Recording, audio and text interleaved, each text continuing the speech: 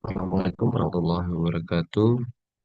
Perkenalkan, saya Andriansa. Saya mahasiswa program studi PJJ Akuntansi dari Universitas Simpatasya dengan NIM 230301010005. Pada kesempatan kali ini saya akan presentasikan hasil resume jurnal penelitian yang berjudul Analisis Leverage pada Perusahaan Perbankan yang Listed ke BEJ. Presentasi ini disusun untuk memenuhi tugas mata kuliah keuangan di bawah bimbingan dosen pengampu Ibu Cindy Claudia Putri, SAK, MAK, AK, tahun ajaran di 2025-2026.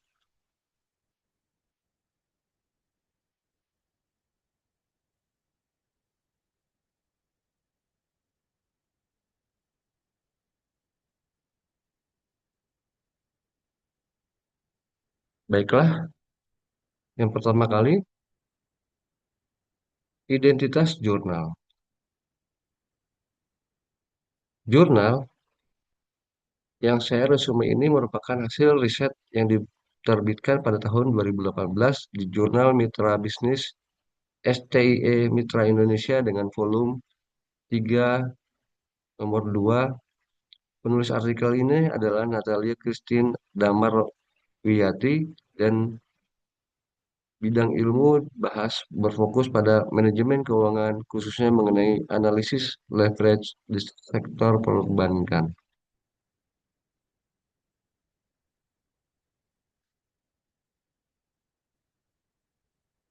Selanjutnya latar belakang.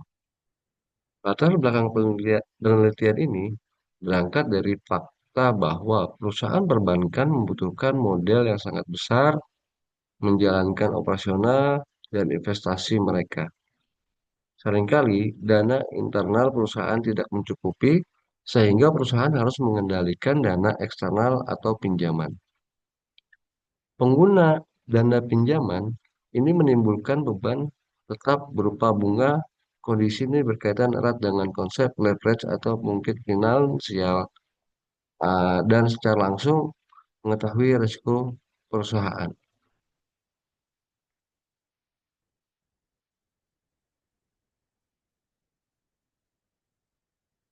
Kemudian urgensi penelitian. Penelitian ini menjadi penting karena keputusan mengenai leverage sangat krusial bagi keberlangsungan perusahaan, terutama dalam mengelola risiko dan profit secara optimal. Leverage secara langsung memengaruhi laba dan tingkat risiko perusahaan. Oleh karena itu, manajer manajer keuangan wajib mengelola aspek ini secara hati-hati. Penelitian ini cara spesifikasi fokus pada hubungan antara resiko dan tingkat keuntungan yang dihasilkan dari penggunaan utang.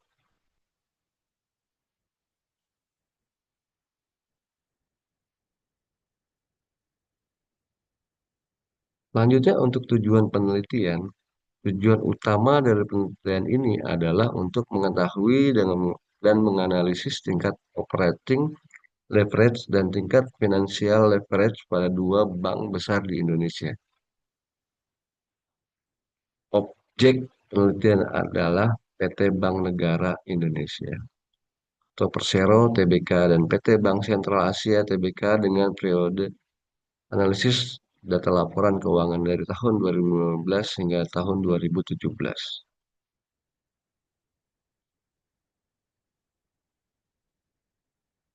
Data penelitian. Data penelitian ini menggunakan dua jenis data. Yang pertama, data kuantitatif berupa angka-angka dari laporan keuangan tahunan periode tahun 2015 sampai dengan tahun 2017. Yang kedua, data kualitatif berupa gambaran umum perusahaan. Sumber data yang digunakan adalah data sekunder yang diperoleh dari publikasi resmi laporan keuangan tahunan melalui internet.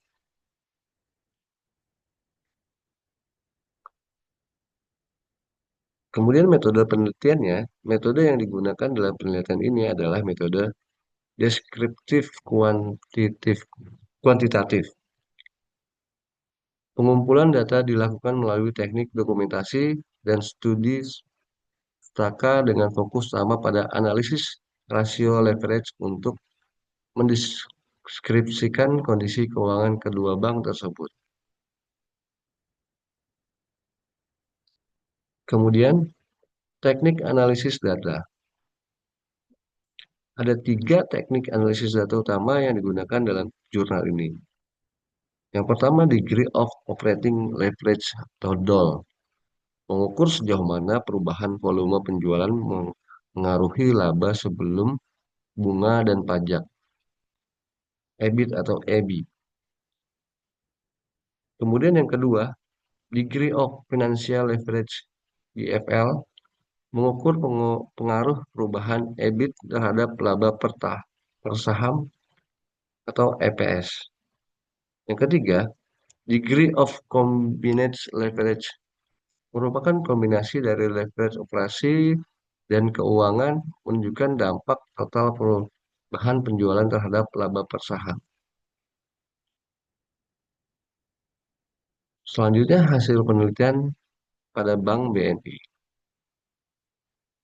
Pada PT Bank Negara Indonesia Tbk ditemukan rata-rata DOL sebesar 0,90 dan rata-rata DFL sebesar 2,42.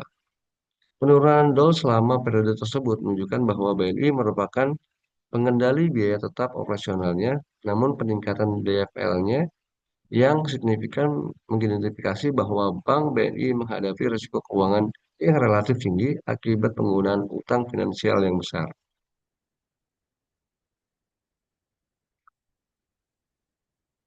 Hasil penelitian pada Bank BCA.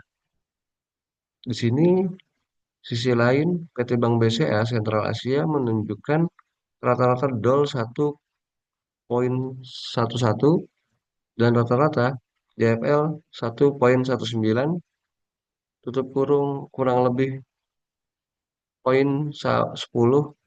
Kenaikan DOL mencerminkan strategi ekspansi operasional yang meningkatkan potensi keuntungan.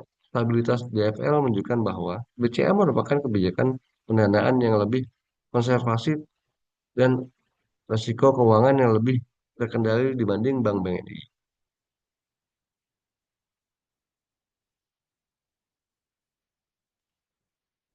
Kesimpulan penelitian.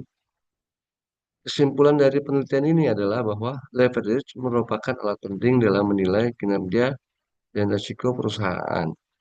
BNI cenderung memiliki leverage keuangan yang lebih tinggi, sementara BCA menunjukkan stabilitas yang lebih baik. Secara umum, penggunaan leverage pada peningkatan keuntungan, namun lebih diiringi dengan peningkatan risiko.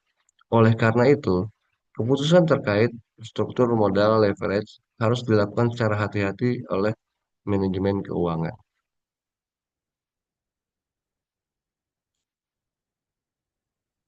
Selanjutnya, kelebihan dan kekurangan jurnal.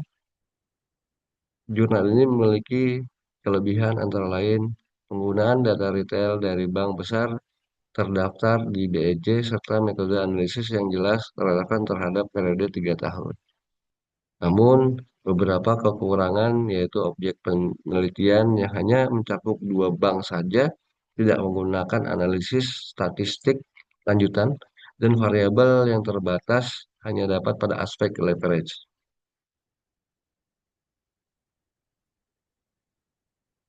Terima kasih.